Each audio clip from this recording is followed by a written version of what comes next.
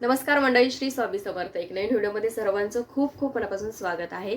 तर उद्या आहे 26 जुलै 2025 आणि उद्या आहे गुरु पौर्णिमा, ज्याची सर्वजण खूप आतुरतेने वाट बघत होते, खास करून स्वामींचे सेवेकरी. कारण त्यांना स्वामींना परत आपलं गुरु करून घ्यायचं आहे.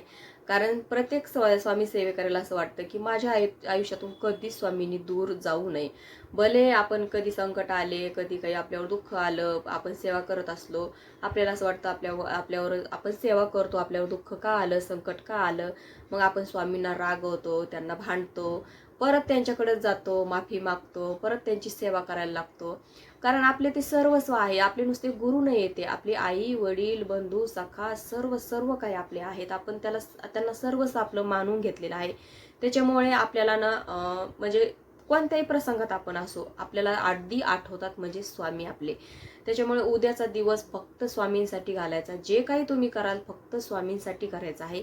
कारण पुढचे भरपूर दिवस आपल्यासाठी पडलेले आहेत. आपण आपल्यासाठीच करतो, स्वामी पण आपल्यासाठी करतात आणि आपल्याला मार्ग पण तेच दाखवतात. फक्त आपण त्याच्या मार्गावर चालायचं. त्याच्यामुळे उद्याचा दिवस फक्त स्वामींसाठी. सकाळी जेव्हा तुम्ही उठताल आणि संध्याकाळी झोपताल, फक्त स्वामी स्वामी, स्वामींची सेवा, स्वामींचं नामस्मरण, सगळं हे स्वामींसाठीच करायचं आहे. आता भले तुम्ही ड्युटीला जात असताल तरीही स्वामींसाठीच तुम्ही वेळ काढायचा. अगोदर स्वामींना गुरु करून घ्यायचं. आता स्वामींना गुरु कसं करायचं, जो आसपास केंद्र असेल तर तुम्ही तिथे जा.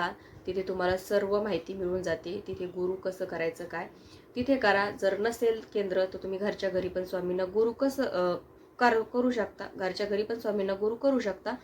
तर ते कसं करायचं काय त्याची माहिती मी तुम्हाला अगोदरच्या व्हिडिओमध्ये सांगितलेली आहे. अगदी साध्या सोप्या पद्धतीमध्ये, जास्त काही अवघड वगैरे नाहीये.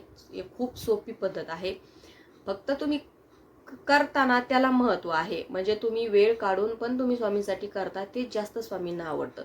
फक्त तुम्हाला स्वामींना तुमच्याकडून काही नको असतं. स्वामींना फक्त तुमची सेवा, तुमचा वेळ, तुम्ही किती वेळ तुमच्या म्हणजे बिझी टाइम मधून तुम्ही स्वामींसाठी वेळ देता, ते जास्त स्वामींना आवडतं.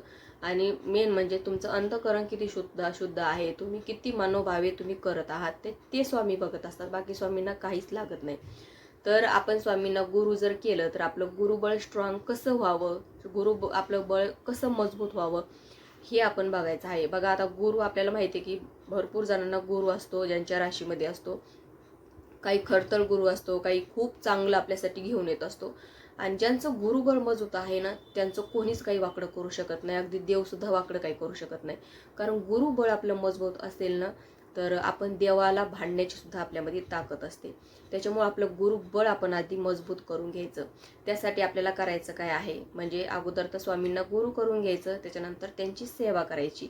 आता उद्या तुम्हाला काय काय सेवा करायची आहे, तर उद्या तुम्हाला स्वामी चैत्र सारामृत पूर्ण ग्रंथ वाचायचा आहे. उद्याच्या दिवस, कमीत कमी उद्याच्या दिवस तरी पूर्ण ग्रंथ वाचा.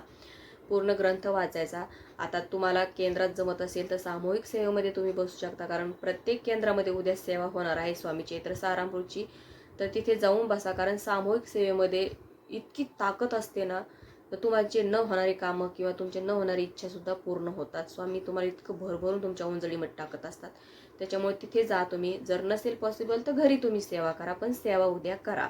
त्याच्यानंतर तुम्ही 11 वेळेस तारक मंत्र पण घेऊ शकता.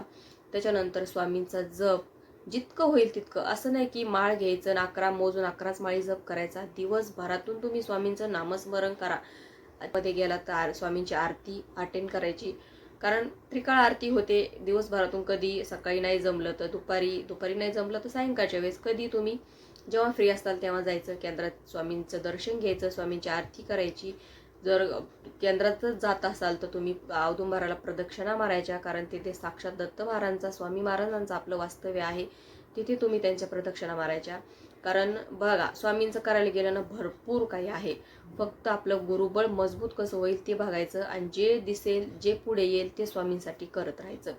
त्याच्यानंतर आता बरेच जण घरच्या घरी पण स्वामी गुरुपौर्णिमा साजरी करतात. म्हणजे स्वामींची पूजा वगैरे मांडून त्यांची नैवेद्य, आरती, सेवा, तसं पण तुम्ही करू शकता. जसं तुम्हाला वाटेल तसं, फक्त करा. करण्याला महत्व आहे.